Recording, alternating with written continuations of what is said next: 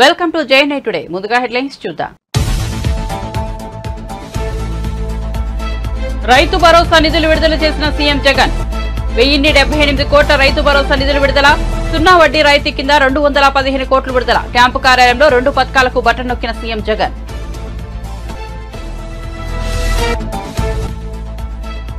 వైసీపీకి shock. MP Magunta Srinivasulu Reddy రాజీనామా. ఆత్మాభిమానాన్ని చంపుకోలేననే వ్యాఖ్య. మార్చి తొలి వారంలో టీడీపీలో చేరే అవకాశం.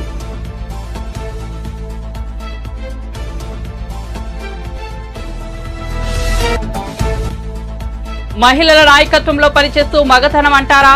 రేవంత్ రెడ్డిపై కడియం శ్రీహరి మండిపాటు. రాజకీయాలకు మగతనానికి సంబంధం ఏమిటి అని నిలదీత.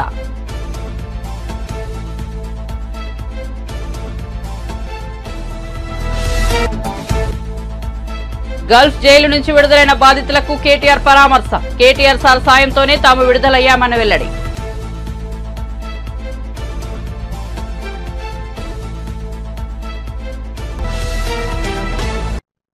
ఇక వార్త వివరాల్లోకి వెళ్తే ఏపీ సీఎం జగన్ వైఎస్ఆర్ రైతు భరోసా పథకంలో భాగంగా రైతుల ఖాతాలోకి నగదు బదిలీ చేశారు. రైతు భరోసా నిధులు 1078 విడుదల చేసిన సీఎం జగన్ రైతు బాగుంటేనే అందరూ బాగుంటారని అన్నారు.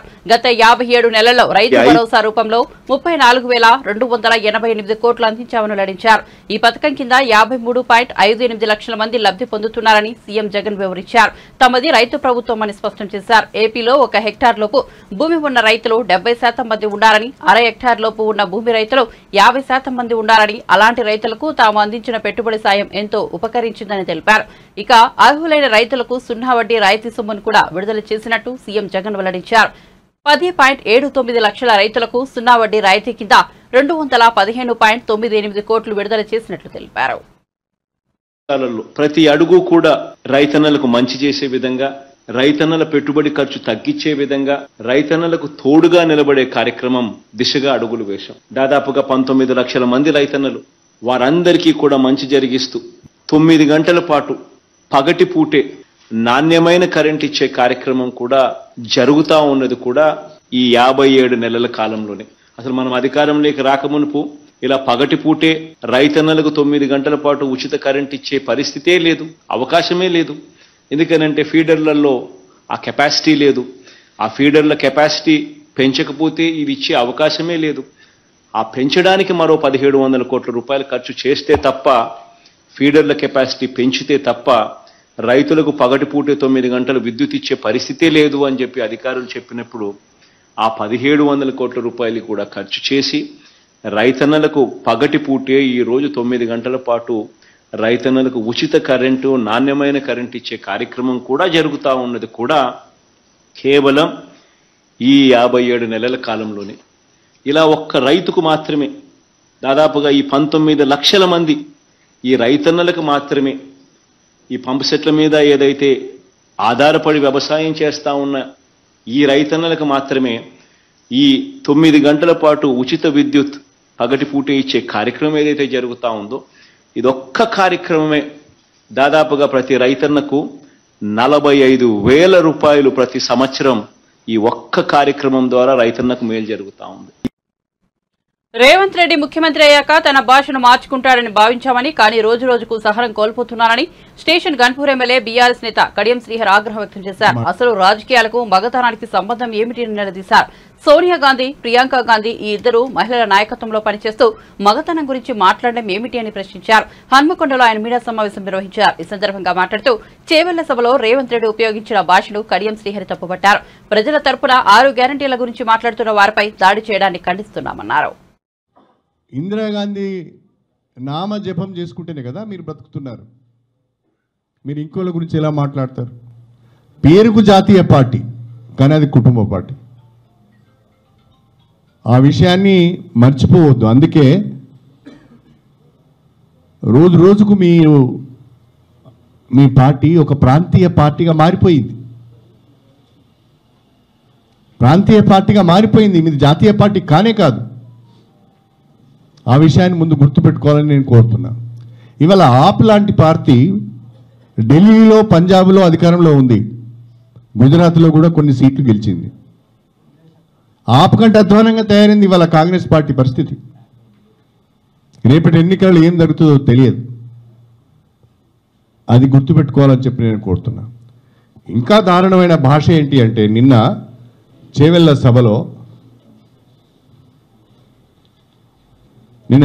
సభలో మాట్లాడుతూ ఒక మాట మాట్లాడతారు ఆయన. ఆంధ్రజ్యోతి, మగాడివైతే ఒక్క సీటు గెలిపించుకో, మగాడివైతే ఒక్క సీటు గెలిపించుకో అని ఒక స్టేట్మెంట్ ఇస్తారు. అదేవిధంగా ఈనాడులో ఒక్క ఎంపీ సీట్ అయినా గెలుచుకోండి. రాజకీయాల్లో ఈ మొగతనం గురించి ప్రస్తావన ఎందుకు వస్తుందో మాటి మాటికి నాకు అర్థం కావడం లేదు.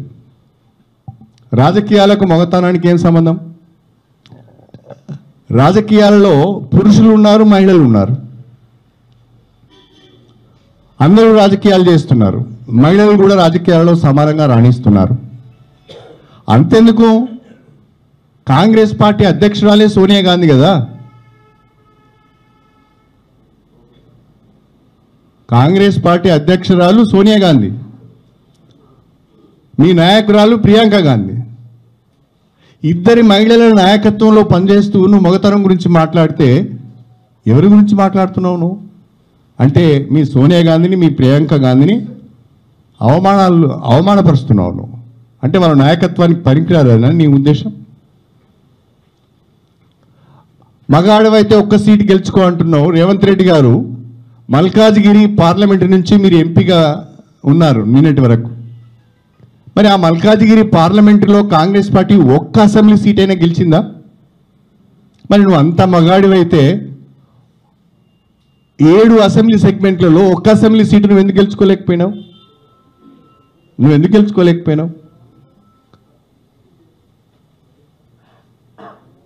నిజంగా నీవు అంత మొగాడివైతే, అంత గొప్పవాడివైతే రేపు తెలంగాణలో 17 పార్లమెంట్ స్థానాలను గెలిచి చూపించు.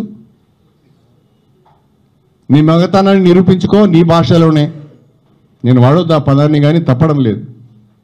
నీ భాషలోనే తెలంగాణలోని 17 ఎంపీ సీట్లను గెలిపించుకొని నీ మగతనాన్ని నిరూపించుకో. ఏపీలో అధికార వైసీపీకి మరో భారీ షాక్ తగిలింది. పార్టీకి రాజీనామా చేస్తున్నట్లు ఒంగోలు ఎంపీ మాగుంట శ్రీనివాసరెడ్డి ప్రకటించారు. మీడియాతో ఆయన మాట్లాడుతూ 33 ఏళ్లుగా రాజకీయాల్లో ఉన్నారని, ప్రకాశం జిల్లాలో మాగుంట అంటే ఒక బ్రాండ్ అని చెప్పారు. 8 సార్లు పార్లమెంటుకు, 2 సార్లు శాసనసభకు, 1 సారి ఎమ్మెల్సీ పదవికి, మొత్తం 11 సార్లు చట్టసభలకు పోటీ చేశారని తెలిపారు. తమ కుటుంబానికి అహం లేదని, ఆత్మగౌరవం మాత్రమే ఉందని చెప్పారు. వైసీపీని వీడటం బాధాకరమైనప్పటికీ తప్పడం లేదని అన్నారు. ఆత్మాభిమానాన్ని చంపుకోలేనని చెప్పారు. ఒంగోలు ఎంపీ బరిలో తన కుమారుడు మాగుంట రాఘవరెడ్డిని నిలపాలని నిర్ణయించామని తెలిపారు. మాగుంటను వైసీపీ హైకమాండ్ దూరం పెట్టిన సంగతి తెలిసిందే. ఒంగోలు పార్లమెంటు స్థానం నుంచి అభ్యర్థిగా చెవిరెడ్డి భాస్కర్ రెడ్డిని జగన్ ప్రకటించారు. ఈ పరిణామాల నేపథ్యంలో మాగుంట తీవ్ర అసంతృప్తితో ఉన్నారు. పార్టీకి రాజీనామా చేస్తున్నట్లు ప్రకటించారు. మార్చి మొదటి వారంలో ఆయన టీడీపీలో చేరనున్నట్టు సమాచారం. పాత్రికేయ మిత్రులందరికీ నమస్కారాలు.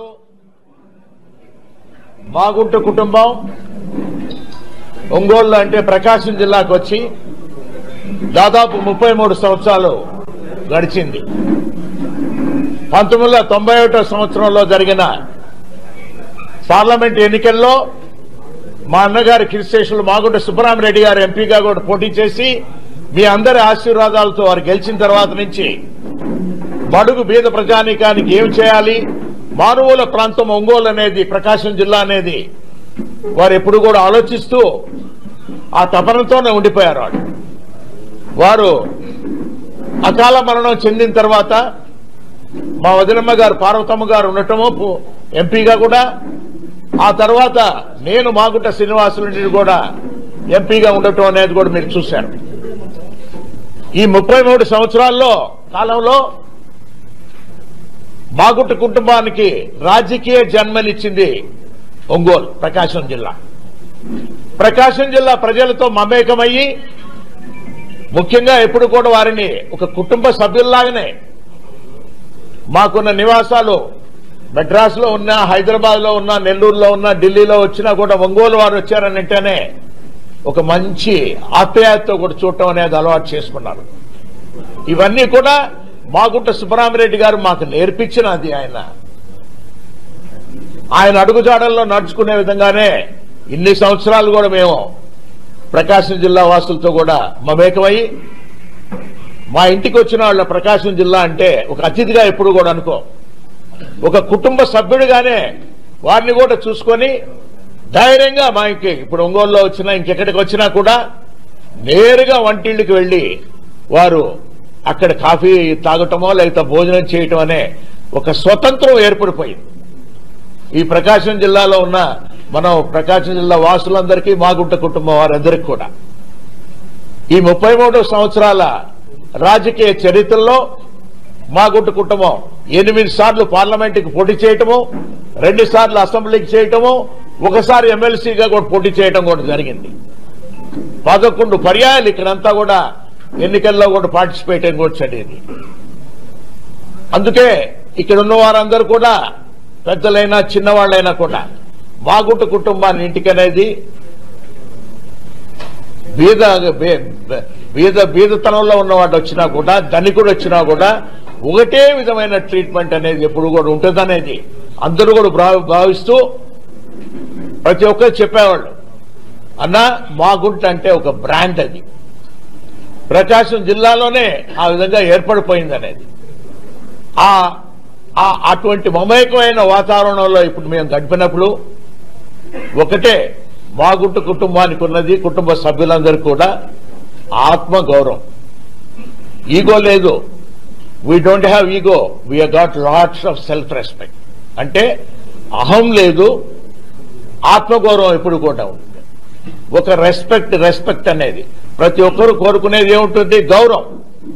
మా ఇంటికి వచ్చినప్పుడు ఆ గౌరవం ఇస్తుంటేనే అందరూ కూడా సంతోషంగా రాగలుగుతారు ఉన్నప్పుడు కూడా. అటువంటి గౌరవం కొరకే ఏంటంటే మాగుంట. రెడీరా? పాత్రికేయ మిత్రులందరికీ నమస్కారాలు. మాగుంట కుటుంబం ఒంగోలు అంటే ప్రకాశం జిల్లాకు వచ్చి దాదాపు 33 సంవత్సరాలు గడిచింది.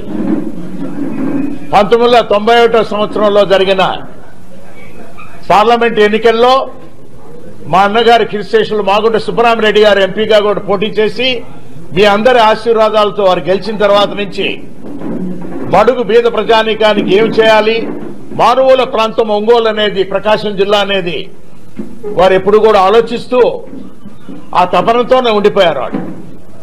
వారు అకాల మరణం చెందిన తర్వాత మా వదినమ్మ గారు పార్వతమ్మ గారు ఉండటము ఎంపీగా కూడా, ఆ తర్వాత నేను మాగుంట శ్రీనివాసులు కూడా ఎంపీగా ఉండటం. ఓ హత్య కేసులో దుబాయ్లో 20 ఏళ్లుగా జైలు శిక్ష అనుభవిస్తున్న తెలంగాణ బిడ్డలు బీఆర్ఎస్ వర్కింగ్ ప్రెసిడెంట్ కేటీఆర్ కృషితో ఒక్కొక్కరుగా ఇండ్లకు చేరుతున్న సంగతి తెలిసిందే. కొద్ది రోజుల క్రితమే ఇద్దరు ఇంటికి చేరగా గత బుధవారం సిరిసిల్ల అర్బన్ మండలం పెద్దూరుకు చెందిన అన్నదమ్ములు శివరాత్రి మల్లేశం, శివరాత్రి రవి సొంతూరుకు చేరారు. ఈ క్రమంలో ఎమ్మెల్యే కేటీఆర్ పెద్దూరు గ్రామానికి బుధవారం వెళ్లారు.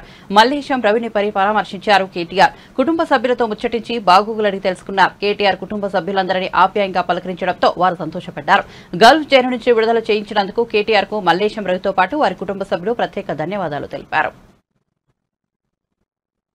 తెలంగాణ రాష్ట్రంలోని ముఖ్యంగా ఉత్తర తెలంగాణ ప్రాంతం నుంచి దశాబ్దాలుగా ఇక్కడ వ్యవసాయ మార్గాలు లేక, భూమి ఉన్న నీళ్లు లేక, ఉపాధి అవకాశాలు లేక దశాబ్దాలుగా ఇక్కడ నుంచి మరి లక్షల సంఖ్యలో సోదరులు తమ భార్యా పిల్లల్ని విడిచిపెట్టి, కుటుంబాలను వదిలిపెట్టి గల్ఫ్ దేశాల్లో ఆ ఎడారుల్లో మరి ఓయాసిస్సులు వెతుక్కుంటూ, మెరుగైన అవకాశాలు వెతుక్కుంటూ లక్షల సంఖ్యలో దాదాపు 3.5-4 దశాబ్దాలుగా అక్కడ పోయి పనిచేస్తా ఉన్నారు. అయితే గత 10 సంవత్సరాలుగా ముఖ్యంగా రాష్ట్రం ఏర్పడిన తర్వాత ఇవాళ తెలంగాణలో వ్యవసాయము బాగైంది, ఉపాధి అవకాశాలు బాగైనాయి. ఆ క్రమంలో అక్కడ ఇబ్బందులు పడుతున్న మా సోదరులు ఎవరైతే ఉన్నారో గల్ఫ్ లో తమ భార్య పిల్లల్ని కుటుంబాలకి దూరమయ్యి ఇవాళ ఏదో చేయాలని అక్కడ పోయి ఇబ్బందులు పాలవుతున్న సోదరులు ఎవరైతే ఉన్నారో వారందరికీ ఈరోజు మా సిరిసిల్ల సోదరులు 4 ఎవరైతే దేశంగాని దేశం పోయి భాష రాక ఇబ్బందుల్లో పడి చివరికి జైలు పాలయ్యి 18 ఏళ్లు తమ కుటుంబాలకు దూరమైన సోదరులు ఉన్నారో వారి జీవితమే మీకు ఒక గొప్ప ఉదాహరణ అనే మాట నేను మీకు విజ్ఞప్తి చేస్తా ఉన్నా. ఎందుకంటే వాళ్ళ అన్ని అవకాశాలు ఇక్కడ పెట్టుకొని ఎక్కడికో పోయి మనం ఇబ్బందుల పాలయ్యి అనవసరంగా కుటుంబాలకు దూరమయ్యి తెలియని దేశంలో ఇరుక్కుపోయిన దానికంటే మన దేశంలో మన దగ్గరే మన పిల్లలతో మన కుటుంబాలకు దగ్గరగా ఉండి ఇక్కడ ఉండే అవకాశాలు వెతుక్కోవడంలో ఉండే ఆనందంగా ఇంకోటి కానీ ఎక్కడ ఉండదనే మాట కూడా నేను విజ్ఞప్తి చేస్తూ ఇక్కడ మా సోదరులు 4 సిరిసిల్ల నియోజకవర్గం ముఖ్యంగా సిరిసిల్ల జిల్లా వేములవాడలో ఒకరు, జగిత్యాల నుంచి మరొకరు, అదేవిధంగా సిరిసిల్లకు సంబంధించి 3, మొత్తం కలిపితే 5 సోదరుల్లో 4 తిరిగి వచ్చినారు. చాలా సంతోషం. నేను దాదాపుగా ఇక్కడ మా స్థానిక నాయకులు ఆనాడు తౌటి నాగభూషణం గారని ఒక రిపోర్టరు, తర్వాత బాలు కాయితీ అనే మరొక రిపోర్టరు, 2 సోదరులు కూడా ఈ విషయం నా దృష్టికి తీసుకొచ్చి, అన్న మన వాళ్ళు ఇబ్బందుల్లో ఉన్నారు, మీరు వారిని విడిపించేదానికి మీ ప్రయత్నం చేయండి అంటే, ఆనాడు మేము అధికారంలో లేము. 2011-12 ఆ ప్రాంతంలో మొదటిసారి ఈ అంశం నా దృష్టికి వచ్చినాడు అధికారంలో లేము. కానీ సిన్సియర్గా ప్రయత్నం చేసి నేపాల్ దాకా పోయి ఒక 15 లక్షల రూపాయలు ఆనాడు బ్లడ్ మనీ అంటారు, ఏ కుటుంబం అయితే చనిపోయిందో ఆ కుటుంబానికి పోయి వారి కుటుంబ సభ్యులకు డబ్బులు కూడా కాఠ్మండు దాకా పోయి మందా భీమిరెడ్డి గారు, నారాయణ స్వామి గారు వాళ్ళందరినీ కూడా తీసుకొని పోయి అక్కడ దాకా పోయి ఇచ్చి రావడం జరిగింది. తదనంతరం వారు వెంటనే విడుదలవుతారని ఆశించడం జరిగింది. కానీ దురదృష్టవశాత్తు అక్కడ చట్టాల్లో మార్పులు, కొన్ని ఇబ్బందుల వల్ల మధ్యలో లాయర్లు కూడా అక్కడ చాలా హెల్ప్ చేసినారు. అక్కడ మా గల్ఫ్లో ఉండే సోదరులు, మా సత్యం గారు, రాధారపు సత్యం గారు, జువాడి శ్రీనివాస్ గారు, అక్కడ లాయర్ అనురాధ గారు, ఇంకా అక్కడ స్థానిక లాయర్లు కూడా, అక్కడ యునైటెడ్ అరబ్ ఎమిరేట్స్ సంబంధించిన లాయర్లు వాళ్ళు కూడా సాయం చేసినారు. ఎంతో మంది కృషి వల్ల ఒక 7 సంవత్సరాల జైలు శిక్ష తగ్గి ఈరోజు 18 ఏళ్లకు, అంటే అది కూడా చాలా ఎక్కువ అయినప్పటికీ ఇంకో 7 సంవత్సరాలు శిక్షా కాలం ఉండగా వారు బయటికి రావడం, వారి కుటుంబాలతో మళ్ళీ తిరిగి కలవడం చాలా సంతోషంగా ఉంది. అందుకే వారిని కలవడానికి, వారిని పరామర్శించడానికి, కేవలం పరామర్శించడానికి మాత్రమే కాదు, వారి కాళ్ల మీద వారు, ఎందుకంటే 18 ఏళ్ల తర్వాత తిరిగి వచ్చిన తర్వాత వాళ్ళకు కూడా ఇక్కడ ఏం చేయాలనో పాల్పోతలేదు. కాబట్టి వారి కాళ్ల మీద వారు తిరిగి నిలబడడానికి కూడా నా వంతు ప్రయత్నంగా తప్పకుండా సాయం చేస్తానని చెప్పి వారికి నేను మాటిచ్చినాను. ప్రభుత్వాన్ని కూడా నేను కోరుతా ఉన్నాను, మీరు మాటిచ్చారు, గల్ఫ్ బాధితులకు సహాయం చేస్తామని చెప్పారు, తప్పకుండా మీరు కూడా మాట నిలుపుకుంటారని, నిలుపుకోవాలని మనస్ఫూర్తిగా నేను రాష్ట్ర ప్రభుత్వాన్ని కూడా కోరుతా ఉన్నా. తప్పకుండా నా తరపున వ్యక్తిగతంగా నేను కూడా వారు తమ కాళ్ళ మీద తాము నిలబడే విధంగా, స్వయం ఉపాధి అవకాశాలు అందిపుచ్చుకునే విధంగా మంచి ఏర్పాటు చేస్తానని వారికి మాటిచ్చాను. తప్పకుండా రాబోయే 1-2 నెలల్లోనే ఏర్పాట్లు చేస్తానని చెప్పి కూడా తెలియజేస్తూ, గల్ఫ్ దేశాల్లో ఉండే తెలంగాణ బిడ్డలకు మాత్రం మళ్ళొక్కసారి నా విజ్ఞప్తి, మీరు ఇక్కడ నుంచి పోవడం, కొంతమంది నకిలీ ఏజెంట్ల చేతుల్లో మోసపోయి పోవడం, అక్కడ పోయిన తర్వాత కలవిల్లి కావడం, అక్కడ పోయిన తర్వాత తిరుపతిలో మార్చి 1న జరగనున్న బహిరంగ సభ ద్వారా ఏపీకి ప్రత్యేక హోదాపై డిక్లరేషన్ ఇస్తామని పీసీసీ అధ్యక్షుల వైఎస్ షర్మిల తెలిపారు. అధికార వైఎస్ఆర్సీపీ ప్రత్యేక హోదాపై మాటలు మాత్రమే చెప్పిందన్నారు. విజయవాడలోని పార్టీ కార్యాలయంలో నిర్వహించిన మీడియా సమావేశంలో ఆమె మాట్లాడారు. ఏపీని హార్డ్వేర్ హబ్ గా మారుస్తామని, చమురు రిఫైనరీలు ఇస్తామని మోదీ చెప్పారు. వాటిలో ఒక్క మాట నిలబెట్టుకోలేదు. 10 ఏళ్లుగా ఏపీ ప్రజలను బీజేపీ మోసం చేసింది. ప్రత్యేక హోదా వచ్చిన రాష్ట్రాలకు పరిశ్రమలు వస్తాయి, తద్వారా ఉద్యోగాలు కూడా వస్తాయని పేర్కొన్నారు. మరి ఏపీకి ఏమొచ్చాయి? కనీసం 10 పరిశ్రమలు కూడా రాలేదని పేర్కొన్నారు. ఉద్యోగాలు దొరక్క యువత పొరుగు రాష్ట్రాలకు వెళ్తున్నారని తెలిపారు. యువత లేని రాష్ట్రంగా ఏపీ తయారవుతోందన్నారు. మెగా డిఎస్సీ అని దగా చేశారు. జాబ్ క్యాలెండర్ అని జగన్ యువతను మోసం చేశారని, ప్రత్యేక హోదా పేరు చెప్పి ఓట్లు దంటుకుంటున్నారే తప్ప ఎవరూ పోరాటం చేయలేదని తెలిపారు. ఆ ఇంటి మహిళ చేతుల్లోనే పెట్టడం జరుగుతుంది. మహిళ చేతుల్లోనే ఎందుకు పెడుతున్నాము అంటే, ప్రతి ఇంటిని నడిపేది ఒక మహిళ కాబట్టి, ప్రతి ఇంటిని కంటికి రెప్పలా కాపాడుకుంటూ వచ్చేది మహిళ కాబట్టి, తన భర్త కోసం, తన బిడ్డల కోసం అది ప్రతి నెల 5,000 రూపాయలు డిక్లరేషన్ ఎందుకు అవసరమో అందరికీ తెలుసు. మీడియాకు తెలుసు, మేధావులకు తెలుసు, పార్టీలకు తెలుసు, ప్రజలకు తెలుసు. కానీ అంత ముఖ్యమైన ప్రత్యేక హోదా గురించి ఈరోజు ఆంధ్ర రాష్ట్రంలో అసలు ఊసే లేకుండా పోయింది. ప్రత్యేక హోదా ఎంత ముఖ్యమో పార్టీలకు తెలుసు, పార్టీ నాయకులకు తెలుసు. వాళ్ళ రాజకీయ అవసరాల కోసం ప్రత్యేక హోదా గురించి, ప్రత్యేక హోదా టాపిక్ని పదే పదే వాడుకున్నారు. కానీ అధికారంలోకి వచ్చిన తర్వాత మాత్రం ప్రత్యేక హోదా ఊసే లేకుండా పోయింది. ప్రత్యేక హోదా మన రాష్ట్రానికి చాలా అవసరం. ఎందుకంటే వెనుకబడి ఉన్న ఆంధ్ర రాష్ట్రానికి ప్రత్యేక హోదా అవసరం ఎంతైనా ఉంది అని ఆ రోజు కాంగ్రెస్ పార్టీ 5 సంవత్సరాలు ప్రత్యేక హోదా అంటే, ఆ రోజు బీజేపీ పార్టీ చెప్పిన మాట లేదు, 10 సంవత్సరాలు ప్రత్యేక హోదా ఇస్తాము అని మోడీ గారు అదే పనిగా తిరుపతిలో సభ పెట్టి, మేము 10 సంవత్సరాలు ప్రత్యేక హోదా ఇస్తాము అని, ఎంతో భక్తి ఉంది నాకు అని చెప్పుకునే మోడీ గారు తిరుపతి పుణ్యక్షేత్రంలో మాట ఇవ్వడం జరిగింది. అదే తిరుపతి వేదికగా మేము కూడా ఈ ప్రత్యేక హోదా డిక్లరేషన్, స్పెషల్ స్టేటస్ డిక్లరేషన్ ఏ వెన్యూలో అయితే, ఏ మైదానంలో అయితే మోడీ గారు ఆంధ్ర రాష్ట్రానికి 10 సంవత్సరాల ప్రత్యేక హోదా అని మాటిచ్చారో, ఈ 10 సంవత్సరాలు ఆ ప్రత్యేక హోదాను మాట విస్మరించారో, అదే వేదికగా ఎక్కడైతే మోడీ గారు మాటిచ్చారో మళ్ళీ గుర్తు చేస్తున్నాం, అదే మైదానంలో ఒకరు ప్రత్యేక హోదా రాదేమో అన్న ఆందోళన చెంది ఆత్మహత్య కూడా చేసుకున్నారు.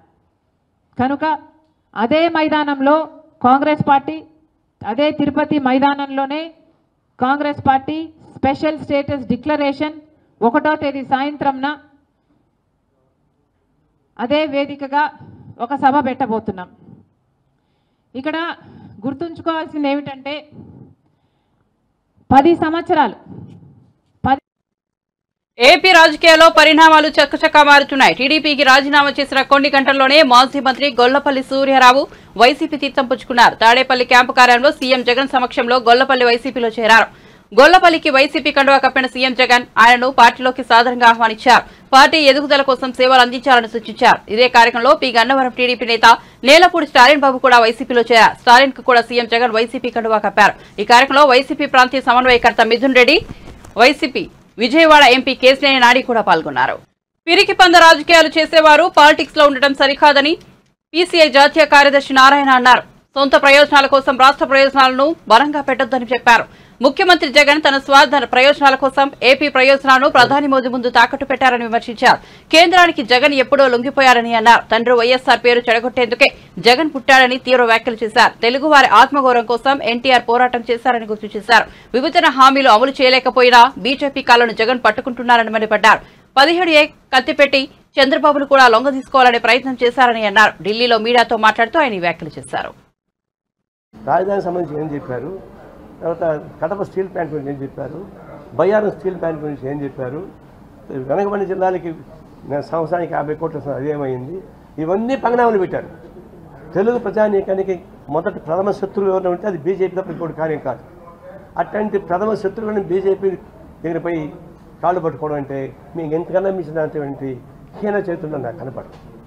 హీనంగా రాజకీయాలు ఉండే మీరు పిరికి పదంగా బయటకు పోండి, కానీ ఈ పిరికి పదంగా ప్రజలను ఆటంకపడతారా అని దీన్ని మేము తీవ్రంగా తెలియజేస్తున్నాం. ఇప్పుడు రాను రాను ఇండియా కూటమి బలపడతా ఉంది, ఎన్డీఏ కూటమి బలహీనపడతా ఉంది. గతంలో వాళ్ళు కొంచెం అనుకున్నారు అంత వచ్చేస్తారు మనకి, ట్రై చేశారు, అదేం కుదరదు. ఇప్పుడు అటు మమతా బెనర్జీలో అక్కడ మార్పు వస్తూ ఉంది. మమతా బెనర్జీ మాతో కలవాల్సిన పనిలే, బీజేపీకి అయితే కూడా చాలు మాకు. అట్లాగే కేజ్రీవాల్ కూడా భయపడకుండా నిలబడ్డారు గట్టిగానే. అట్లే జైలు పోయినా సరే జార్ఖండ్లో నుండి వాళ్ళు గట్టిగా నిలబడుతున్నారు. యూపీలో ఉన్నటువంటి మార్పులు వస్తూ ఉన్నాయి. బీహార్లో ఉన్నటువంటి నితీష్ కుమార్ పోయినా కూడా ఇండియా కూటమిని బలపరిచే పద్ధతుల్లో జరుగుతున్నాయి. క్షేత్ర పంపిణీ జరుగుతూ ఉంది. ఇప్పటికే 4 సీట్లలో సిపిఐ అభ్యర్థులు ప్రకటించింది. అందులో వాయనాడులో ఆయనే రాజా ఆల్ ఇండియా ఓన్ ప్రకటించింది. జనరల్ సెక్రటరీ ఎస్ ఆయనే రాజా ఆమె పేరు. ఆమె దాదాపు వైఎస్ జగన్ ఇద్దరు కూడా పోటీ పడి పరమానంద శిష్యులైతే అయితే పరమానంద కాళ్ళు పట్టుకొని గుర్తు చేసి మా పాస ఇస్తున్నారు పట్టుదల అని చెప్పేసి నేను చెప్తున్నాను. ఇప్పుడు రేపు 1వ తేదీ తిరుపతిలో కాంగ్రెస్ పార్టీ కమ్యూనిస్టులు కలిసి పెద్ద బహిరంగ సభ పెడతా ఉన్నాం. అక్కడ ప్రత్యేక హోదా సంబంధించినటువంటి అంశం పైన. అట్లాగే విశాఖపట్నంలో ఒక సభ పెట్టబోతున్నాం, అమరావతి ఒక సభ పెట్టబోతున్నాం. కాంగ్రెస్, సిపిఐ, సిపిఎం కలిసి ఇప్పటికే ఒక అవగాహనకు వచ్చింది. అవగాహన ప్రకారం ఒక పబ్లిక్ మీటింగ్ అనంతపురం జరిగింది రాయలసీమ ప్రాంతానికి. ఇంకొకటి తిరుపతిలో జరగబోతూ ఉంది. మళ్ళా అమరావతిలో ఒక మీటింగ్ జరగబోతుంది. విశాఖపట్నంలో ఒక మీటింగ్ జరగబోతుంది. ఇవన్నీ కూడా కాంగ్రెస్, సిపిఐ, సిపిఎం కలిసి పెద్ద ఎత్తున సభలు పెట్టడం ద్వారా ఇది చాలా ఇష్యూస్తో పాటు పాలిటిక్స్ ఉంటున్నాయి. పాలిటిక్స్ లేకుండా ఉంటాం ఏమైనా సన్యాసులవా? పాలిటిక్స్ రాబోయేటువంటి ఎన్నికల్లో మరి ఇద్దరు తొత్తులైపోయిన తర్వాత చంద్రబాబు నాయుడు ఒక పక్కన, వైఎస్ జగన్ ఇద్దరు కూడా పోటీ పడి పరమానంద శిష్యులైతే అయితే పరమానంద కాళ్ళు పట్టుకొని ఒత్తిడి చేశారు. ఆ ప్రకారం ఒత్తిడి చేస్తున్నప్పుడు ఆయన లొంగిపోయినప్పుడు ఖచ్చితంగా సిపిఐ, కాంగ్రెస్, సిపిఎం కలిసి ఒక వేదిక వద్దాం అనుకున్నాం. సీట్ల పంపిణీ తర్వాత చేసుకుంటాం. ఇప్పటికైతే ఆంధ్రప్రదేశ్లో ఒక రాజకీయ మార్పు రావడానికి ఉపయోగపడే పద్ధతిలో ఒక ప్రయత్నం చేస్తున్నాం. అది సక్సెస్ అవుతుందని చెప్పి మాకు చెప్తాము. మా పాస చేవెళ్ల బహిరంగ సభలో ముఖ్యమంత్రి రేవంత్ రెడ్డి చేసిన వ్యాఖ్యలను బీఆర్ఎస్ నేత బాల్కసుమన్ ఖండించారు. తెలంగాణ భవన్లో బుధవారం ఆయన మీడియాతో మాట్లాడారు. చేవెళ్ల సభలో సీఎం మాట్లాడిన భాషను ఖండిస్తున్నామని పేర్కొన్నారు. కాంగ్రెస్ 6 గ్యారంటీల హామీలను నమ్మి ఓట్లు వేస్తే ప్రజలకు శటకోపం పెట్టారని విమర్శించారు. కాంగ్రెస్ ఇస్తామని చెప్పిన గ్యారంటీలు 90 లక్షల రేషన్ కార్డుదారులకు వర్తింపజేయాలని డిమాండ్ చేశారు. 1,5 లక్షల ఇళ్లకు 200 యూనిట్ల వరకు ఉచిత విద్యుత్ ఇవ్వాలన్నారు. రాహుల్ గాంధీని ప్రధాన అభ్యర్థిగా ప్రకటిస్తే కాంగ్రెస్ పార్టీకి కనీసం ప్రతిపక్ష హోదా కూడా రాదని ఎద్దేవా చేశారు. కాంగ్రెస్ ప్రభుత్వం వచ్చాక జరిగిన చెల్లింపులపై శ్వేతపత్రం ఇచ్చే దమ్ముదా అని ప్రశ్నించారు. మీరు అధికారంలోకి వచ్చాక ఏ కంపెనీలకు డబ్బులు చెల్లించారు? గుత్తేదారులకు చేసిన చెల్లింపులపై శ్వేతపత్రం ఇవ్వగలరా అని నిలదీశారు. అర్హులైన వారికి వెంటనే రైతు బంధు ఇవ్వాలన్నారు. మెగా డిఎస్సీ వేయడంతో పాటు నిరుద్యోగులకు భృతి ఇవ్వాలని డిమాండ్ చేశారు. ఎన్నికల్లో కొడంగల్ అసెంబ్లీ సీటుకు మీరు పోటీ చేసినప్పుడు ఆనాడు ఎమ్మెల్యేగా ఓడిపోతే రాజకీయ సన్యాసం తీసుకుంటున్నావు. ఎమ్మెల్యేగా ఓడిపోయిన వెంటనే మళ్ళీ మల్కాజ్గిరి ఎంపీకి పోటీ చేసిన 3 నెలలు తిరగకముందే. అదేవిధంగా జిహెచ్ఎంసీ ఎన్నికల్లో మా ప్రభుత్వం వచ్చిన కొత్తలో జరిగినటువంటి జిహెచ్ఎంసీ ఎన్నికల్లో ఆనాడు బీఆర్ఎస్ పార్టీ సొంతంగా మేయర్ స్థానాన్ని కైవసం చేసుకుంటే రాజకీయ సన్యాసం అన్నావు. బీఆర్ఎస్ పార్టీ ఆనాడు 99 సీట్లు సాధించి మా మిత్రపక్షం మజ్లిస్ పార్టీతో కలుపుకొని బ్రహ్మాండంగా ఆనాడు మేము మేయర్ డిప్యూటీ మేయర్ స్థానాల్ని కైవసం చేసుకున్నాం. మళ్ళా నువ్వు మాట తప్పినావు. ఏదో ఎన్నికలలో మస్తు మాట్లాడతాం, గవర్నమెంట్ పట్టించుకుంటారు, ఎన్నికల సందర్భంలో మాట్లాడే మాటలని మళ్ళా నువ్వు మాట తప్పినావు. కాబట్టి అటువంటి నీకు సవాల్ చేసే అర్హత లేదు. అయినప్పటికీ నువ్వు నిన్న సవాల్ చేసినావు కాబట్టి కేటీఆర్ గారిని ఇవాళ మేము సవాల్ చేస్తూ ఉన్నాం. మీకు దమ్ముంటే మీ రాహుల్ గాంధీ గారిని ప్రధానమంత్రి అభ్యర్థిగా ప్రకటించుకొని 543 సీట్లున్న లోక్సభలో ఈ భారతదేశంలో మ్యాజిక్ ఫిగర్ 270 సీట్లు కదా, దమ్ముంటే ఆ 272 సీట్లు మ్యాజిక్ ఫిగర్ దాటేటట్టుగా కాంగ్రెస్ పార్టీ మీ రాహుల్ గాంధీ గారిని ప్రధానమంత్రి అభ్యర్థిగా ప్రకటించుకుని ఎన్నికలకు పోవాల్సిందిగా నేను సవాల్ చేస్తూ ఉన్నా. ఎట్లయితే మా కేటీఆర్ గారు మొన్న అన్నారో రేవంత్ రెడ్డిని ముఖ్యమంత్రి అభ్యర్థిగా ముందే ప్రకటిస్తే 30 సీట్లు కూడా రావని అన్నారు. రాహుల్ గాంధీ గారిని ప్రధానమంత్రి అభ్యర్థిగా ప్రకటిస్తే మీకు ప్రధాన ప్రతిపక్ష హోదా కూడా దక్కదు. 55 సీట్లు రావాలి ఎల్ఓపికి లోక్సభలో, ప్రధాన ప్రతిపక్ష హోదా కూడా దక్కదు. మీకు దమ్ముంటే మేము సవాల్ చేస్తూ ఉన్నాం. రాహుల్ గాంధీ గారిని ప్రధానమంత్రి అభ్యర్థిగా ప్రకటించుకొని మీరు లోక్సభ ఎన్నికల్లో కాంగ్రెస్ పార్టీ పోటీ చేయాలి. పోటీ చేసి సొంతంగా మీరు ప్రభుత్వాన్ని ఏర్పాటు చేసే సీట్లను సాధించాలి. మీకు ఆ దమ్ముందా రాహుల్ గాంధీ గారిని ప్రధానమంత్రి అభ్యర్థిగా ప్రకటించుకొని పోటీ చేసే ముఖం ఉందా మీకు అని చెప్పి నేను రేవంత్ రెడ్డిని సవాల్ చేస్తూ ఉన్నా. నువ్వు ఏ పార్టీ మీద సవాల్ చేస్తూ ఉన్నావు? తెలంగాణను తెచ్చిన తెలంగాణలో 2 సార్లు అధికారాన్ని చేజిక్కించుకొని బ్రహ్మాండంగా ప్రజల కోసం పనిచేసిన పార్టీ. అటువంటి పార్టీ మీద, అటువంటి నాయకుని మీద నువ్వు సవాల్ చేసే ముందు 1-2 సార్లు ఆలోచించుకోవాలని చెప్పి నేను రేవంత్ రెడ్డికి హితవు పలుకుతా ఉన్నా. ఆయన మాట్లాడితే ఏమంటాడు? మేము మంచి పనులు చేస్తున్నాం, మమ్మల్ని ఓడతలేరు అంటాడు. అసలు నువ్వు ఏడ మంచి పని చేస్తున్నావు? మొత్తం అబద్ధాల పనులు, భూత పురాణాలు, ఇది తప్ప మంచి పనులు ఎక్కడ ఉన్నాయి నీ దగ్గర? బులెటిన్ ముగించే ముందు హెడ్లైన్స్ మరోసారి చూద్దాం.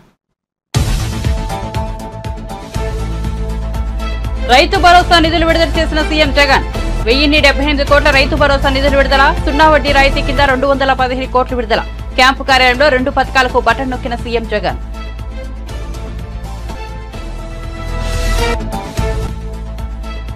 వైసీపీకి షాక్. ఎంపీ మాగుంట శ్రీనివాసులరెడ్డి రాజీనామా. ఆత్మాభిమానాన్ని చంపుకోలేనని వ్యాఖ్య. మార్చి తొలి వారంలో టీడీపీలో చేరే అవకాశం.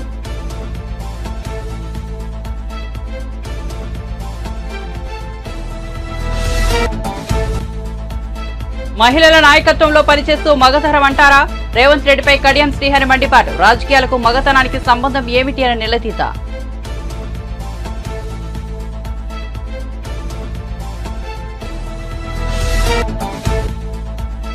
గల్ఫ్ జైలు నుంచి విడుదలైన బాధితులకు కేటీఆర్ పరామర్శ. కేటీఆర్ సార్ సాయంతోనే తాము విడుదలయ్యామని వెల్లడి.